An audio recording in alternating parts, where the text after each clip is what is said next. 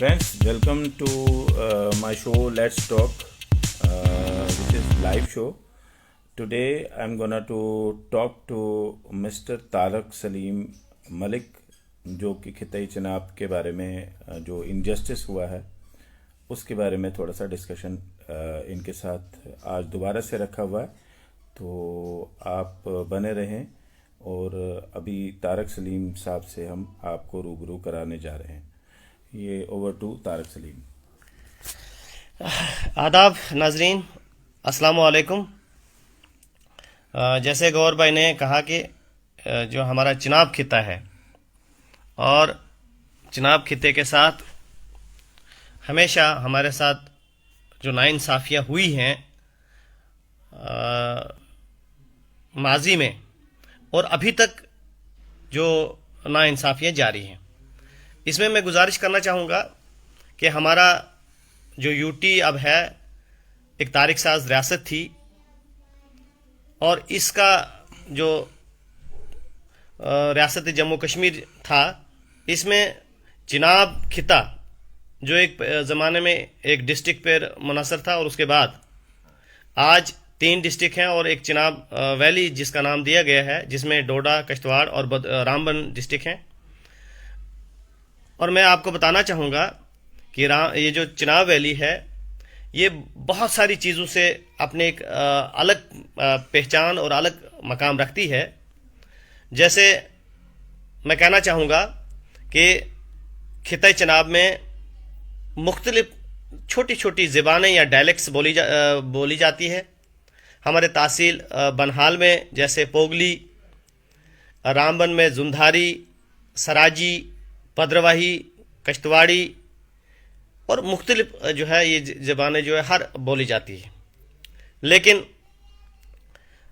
अगर रियासत जम्मू कश्मीर में गुजर बकरवाल तबके को एक अलग मकाम और एक जो है एसटी का दर्जा दिया गया, उसके बाद पहाड़ी स्पीकिंग जो बोलने वाले लोगों को उनका एक अलग जो है उनको एडवाइजरी बोर्ड बनाया गया। लेकिन हमारी हमेशा डिमांड रही कि चाहे वो पोगली हो, जुंदारी हो, सराजी हो, भद्रवाही हो, कश्तवाड़ी हो, इनको किसी भी दर्जे में उनको नहीं रखा गया, जो हमारे साथ नाइंसाफ़ी हुई। उसके बाद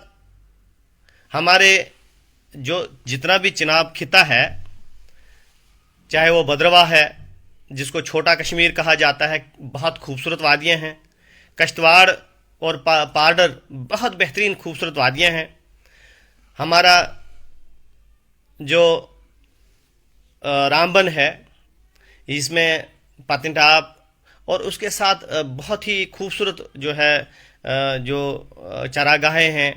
लदादार और बहुत सारे ऐसे शरवादार है, जबन है, नील टाप है, वासामरग है। और हमारा एक इलाका तहसील जो रामबन बनहाल है, महूमगत, जिसको छोटा गुलमर्ग कहा जाता है, लेकिन टूरिज़्म के लिहाज से भी उसको हमेशा इग्नोर किया गया। इसके बाद हमारे जो चिनाब खिता है, इसमें बहुत बड़ा जो हमारा योगदान, हमारा जो फॉरेस्ट है, हमारा जो जंगलात है, उसकी एक बहुत बड़ी कंट्रीब्यूशन पूरी रियासत में रहती है। उसके बाद मैं आपको बताना चाहूँगा कि हमारा जो है हमारा जो है चिनाब है और चिनाब में एक बहुत बड़ा जो चिनाब वैली हमारे चिनाब खिते से बघलियार प्रोजेक्ट हो या ये जो है डूल हस्ती हो, और वो जो है प्रोजेक्ट तैयार होकर इस वक्त हमारी रियासत की एक बहुत बड़ी आमदनी का हिस्सा है। लेकिन उसके बावजूद भी हमारे खिते में बिजली न होने के बराबर है और बहुत महंगी है। उसके बाद चिनाब खिते में अगर थोड़ी बहुत जो तामीर व तरक्की हुई, वो जनाब गुलाम नबी आज़ाद साहब के दौर हुकूमत के बाद हुई, चाहे सड़कें बनी हों, स्कूल बने हों, डिग्री कॉलेज बने हों। पहले हमारे पास एक डोडा जो है बदरवा डिग्री कॉलेज था, उसके बाद डोडा बना, फिर कश्तवाड़ और फिर रामबन, और आज जो है 7-8 डिग्री कॉलेज हैं जनाब खिते में। और अगर 7-8 डिग्री कॉलेज हैं तो हर साल हज़ारों की तादाद में जो बच्चे हैं ग्रेजुएशन करके उन डिग्री कॉलेज से निकलते हैं, और वो रियासत और बारूनी रियासत मुल्क जो हमारे रियासत से बाहर जाके उनको जो है यूनिवर्सिटीज़ में जगह नहीं मिलती है। तो क्या एक फुल फ्लैज यूनिवर्सिटी चनाब खिते में ज़रूरत नहीं है? इसकी भी सख्त और अशद ज़रूरत है। इसके बाद एक अहम मुद्दे की तरफ मैं आप सब लोगों की तवज्जो दिलाना चाहूँगा। जैसे आप जानते हैं, और इसमें मुझे लगता है कि कोई वो मबालगा आराई नहीं होनी चाहिए कि आप चाहें जो हमारे पॉलिसी मेकर से हैं, जो हमारी स्कीमें बनती हैं, वो कश्मीर के मैदानी इलाकों को देखकर बनती है या जम्मू खिते के मैदानी इलाकों को देखकर बनती है। हमारे जो पहाड़ी इलाका जात हैं, आप जानते हैं कि अगर जम्मू में मैदानी इलाके में मकान बनाना हो या कश्मीर के मैदानी इलाके में मकान बनाना हो, और वही उतना सारा मकान अगर हम लोग जनाब खिते के वाड़वन मड़वा में बनाएं या बानहाल और रामबन के दूर दराज इलाका बटनी या मोहम्मद में बनाएं, तो उसमें दुगनी लागत आएगी। लेकिन बदकिस्मती से मैं आपको बता दूं, हमेशा हम चलाते रहे हैं कि अगर PMAY जो पहले इंदिरा आवास योजना था, प्रधानमंत्री आवास योजना है, उसको में अगर मकान बनाना है, बनाए जाते हैं, तो वो 1,75,000 उसको सीलिंग रखी गई है। 1,75,000 में आप आरसपुरा में मकान बनाएंगे, वही आपको जो है स्कीम कश्मीर के मैदानी इलाकों में है। लेकिन जब हमारे पहाड़ी इलाका जात, चाहे वो जितने भी, मैं चनाब खिते की बात करूँगा, वहाँ सीमेंट जो है उसकी दुगनी कीमत हो जाती है, रेत बजरी की दुगनी कीमत हो जाती है, सरिया बजरी की दुगनी कीमत हो जाती है, और लकड़ी भी बहुत महंगी आती है। तो मुझे लगता है कि हमारे जो इलाकों में, चाहे PMAY का मकान हो, चाहे बाथरूम हो, चाहे स्कूल बिल्डिंग हो, चाहे अस्पताल की कोई बिल्डिंग, हमारे जो सिविल सोसाइटीज़ हैं, हमारे इंटेलेक्चुअल्स जो चनाब खिते के हैं, और ख़ासकर जो रिप्रेजेंटेटिव्स हैं, उनको यहाँ की चाहे जो भी सरकार बने, मरकज़ सरकार हो या जो भी, उन पर इस पर दबाव बनाकर एक पॉलिसी बनाने की ज़रूरत है कि हमारे पहाड़ी इलाका जात में जो हमारे कंस्ट्रक्शन एजेंसीज़ हैं, वो चाहे स्कूल की बिल्डिंग बना रहे हैं, चाहे वो रूरल डेवलपमेंट कोई बाथरूम बना रहे हों, वहाँ पर 1,35,000 कहा जाता है या 30,000 कहा जाता है, या PMAY में जो है 1,75,000। तो मैं समझता हूँ कि इसमें दुगनी वहाँ की जो है उनको उसमें जो है पैसा होना चाहिए। ये जो मेरी ये है, इसमें जितने भी हमारे नाजरीन हैं, इसमें एक पब्लिक ओपिनियन, एक राय आम बनाने की ज़रूरत है। और जितने भी हमारे, चाहे वो सरपंच साहिबान हैं, DDC मेंबरान हैं चनाब खिते के, उस पर जब तक हम पूरे एक राय आमा बनाने की ज़रूरत है। और उसके बाद जो हमारे असेंबली में जो लोग चुनकर हम उनको भेजते हैं, उनको ज़ोर शोर से इस जो है मुद्दे को उठाने, असेंबली में उठाकर, और इसमें एक पॉलिसी मरतब बनाने, मतलब पॉलिसी बनाने की ज़रूरत है। तो तब जाके जो हमारे मुद्दे लिखते, अमूमन ये देखा गया है कि हमारी स्कूल बिल्डिंगें जो हैं क्रैक हो जाती है, हमारे जो हैं ये क्या कहते हैं, और जो इंफ्रास्ट्रक्चर है वो इसलिए, क्योंकि एक ठेकेदार जब वो कोई काम लेता है, ये मैं नहीं कहूँगा कि ठेकेदारों को उनको जो है अब मिल जाए, लेकिन बहुत मुश्किल हो जाता है उनको, क्योंकि लागत जो है वो बहुत ज़्यादा है और उनको जो है ठेकेदारी में बड़ी मुश्किल हो जाती है। और इसी तरह जो है एक जो आम ज़मींदार है या एक आम शहरी है, अगर उसको प्रधानमंत्री आवास योजना में मकान मिलता है तो उसको बहुत मुश्किल हो जाती है कि वो अपना वहाँ मकान जो है जिस जो है कीमत पे, या जिस जो अमाउंट जो है, जो पैसा जो है, जो बाकी जगहों में रखा जाता है। मेरा ये कहने का मतलब यह है कि पॉलिसी मेकर्स जो हैं, जो पॉलिसी बनाते हैं, तो वो जम्मू के मैदानी इलाकों को मद्देनज़र रखकर बनाते हैं या कश्मीर के जो, लेकिन हमारी क्योंकि ये पहाड़ी इलाका है और वहाँ की ज़रूरियात कुछ और हैं और वहाँ के जो परेशानी कुछ और है, उनको जो है मद्देनज़र रखकर नहीं बनाई जाती है, जिससे जो है दिक्कतें बहुत ज़्यादा है। तो इंशाल्लाह आइंदा जैसे मैंने आपको कहा कि चनाब खित्ते के साथ जो है नाइंसाफ़ी होती है, ये एक मुद्दा आज मैंने आपके साथ डिस्कस किया है। मैं चाहता हूँ कि इसमें आपकी जो हमारे जो सुनने वाले लोग हैं, जो देखने वाले, जो हमारा वीडियो देखेंगे, उसमें आपके राय की ज़रूरत है कि ये जो मैंने एक इशू आपके सामने डिस्कस किया है, इसमें आपकी राय क्या है। क्योंकि जब राय आपकी मालूम होगी, उस पर एक राय मतलब ये एक राय बनाने की ज़रूरत है। इसलिए आपसे गुजारिश है कि इसमें अपनी राय रखें और कि भाई इसमें और जो है आगे अगर आपको अच्छा लगा ये मेरा एक सुझाव कि भाई इसमें जो है हमें सरकार को एक पॉलिसी बनाने की ज़रूरत है, तो अगर आपको ये सुझाव अच्छा लगा मेरा, तो मुझे आपसे गुजारिश है कि इस वीडियो को आगे शेयर करें ताकि और लोग इसको देखें और इस पर एक आम जो है मुफाहमत बने, एक आम राय बने और एक जो है पब्लिक ओपिनियन क्रिएट करने की ज़रूरत है, ताकि सरकारें जो भी आगे आइंदा आएँ वो एक पॉलिसी मरतब करें कि अगर आपको पीएमओ का मकान चनाब खित्ते में बनाना है तो उसको जो है दुगनी कीमत उसकी हो। अगर 1,75,000 यहाँ पर है तो उसका दुगना पैसा जो है वो वहाँ पर चनाब खित्ते में रखा जाए। अगर यहाँ 5 लाख में स्कूल बिल्डिंग आपने सीलिंग रखी है, वो आप जो है आरसपुरा में बना सकते हो, आप जो है कश्मीर के किसी अनंतनाग या शोपियान में बना सकते हो, लेकिन चनाब खित्ते में दुगनी उसकी कम से कम 10 लाख रुपये। अगर यहाँ 5 लाख है वहाँ 10 लाख हो। और इसी तरीके से अगर बाथरूम जो है रूरल डेवलपमेंट में 1,35,000 का है या 75,000 का बनता है तो उसका जो है वहाँ दुगने में उसका बनता है, तो उसके लिए जो है अलग से एक पॉलिसी मरतब की जाए कि जब मरकज से पैसा आए तो जो पैसा यहाँ पर आता है उसका दुगना पैसा जो है हमारे चनाब खित्ते में आए। इसके लिए एक जो है सरकार में एक कानून, एक लेजिस्लेशन लाने की ज़रूरत है, एक जो है पॉलिसी बनाने की ज़रूरत है। इसमें जब तक नहीं ये जो चीज़ें हम एक दूसरे को शेयर करें, डिस्कस करें और हर जगह इसको फैलाएं, ताकि हम जो है एक रायनामा बनाएं और फिर इस पे जो है जो हमारे रिप्रेजेंटेटिव्स हैं उन पर ये दबाव डालें और वो असेंबली के अंदर, हालांकि आज तक हमने नेशनल कॉन्फ्रेंस के लोगों को भी चनाब खित्ते से अच्छी तादाद में जिताया। और मज़ेदार मैं आपको एक चीज़ और बता दूं कि जब ये नेशनल कॉन्फ्रेंस को हम जिताते रहे चनाब खित्ते से, 6 की 6 सीटें उनको देते रहे तो सरकार उनकी बनती रही। फिर जब हम नेशनल कॉन्फ्रेंस के बजाय हमने कांग्रेस जो है को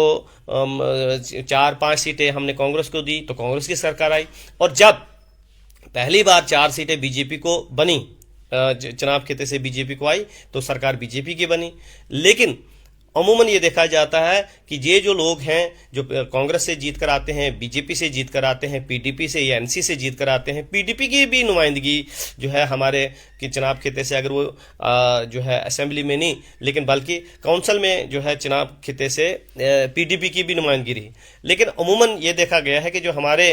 नुमाइंदे हैं, जो हमारे रिप्रेजेंटेशन चनाब खित्ते से असेंबली में करते हैं, वो ज़्यादा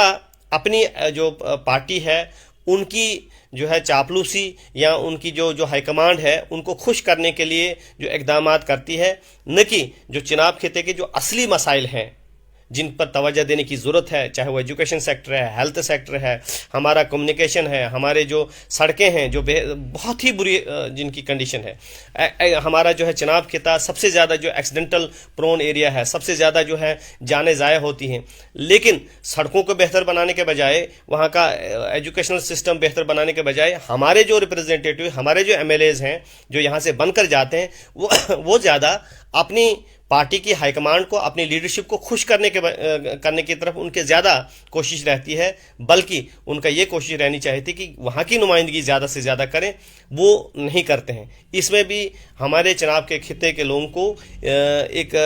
सोच विचार करने की ज़रूरत है कि ऐसी रिप्रेजेंटेशन हमारी हो चनाब खित्ते की, वो चाहे बनहाल का इलाका हो, रामबन हो, डोडा हो या कश्तवाड़ हो, तो वहाँ उन लोगों को जो है आप नुमाइंदगी दें जो चनाब खित्ते के उन पहाड़ी इलाकों की नुमाइंदगी करें,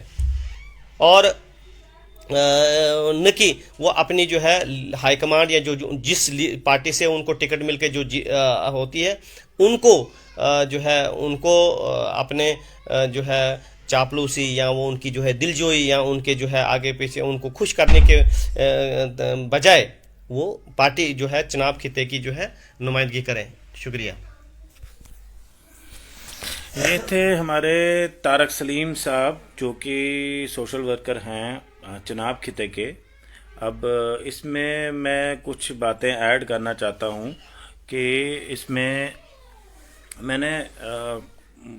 अब्रॉड में देखा है कि वहाँ पे जो रिसोर्सेज हैं उनको कैसे यूटिलाइज किया जाता है। यहाँ पे मेरा एक ट्रिप था 2009 का, न्यूजीलैंड का। वहाँ पे जो ये पहाड़ियाँ हैं, ऊंची ऊंची पहाड़ियाँ, वहाँ पे उन्होंने क्या रखा है, बंजी जंपिंग। बंजी जंपिंग का रखा है, और टूरिस्ट जो है वो अट्रैक्ट हो जाता है उस चीज़ के लिए, और वो वहाँ पे उनका रोज़गार बन जाता है। तो हमारे, मैं ऐसे ही मान लो पोगल परिस्तान, ये जो है ना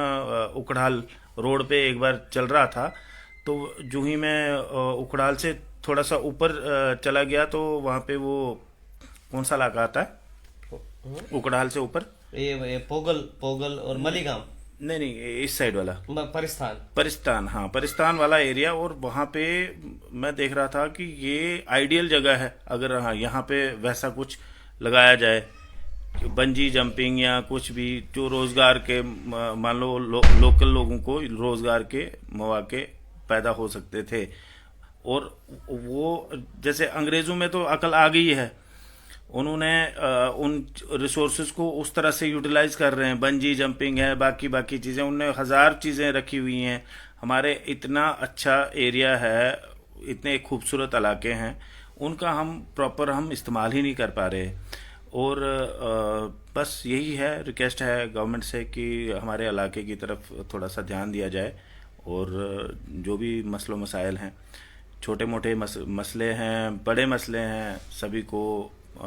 हल किया जाए, ताकि हमारी गरीब आवाम सफ़र ना करे। और ये जो बात है कि जैसे अगर मकान बनाना है, गवर्नमेंट देती है जम्मू में, एक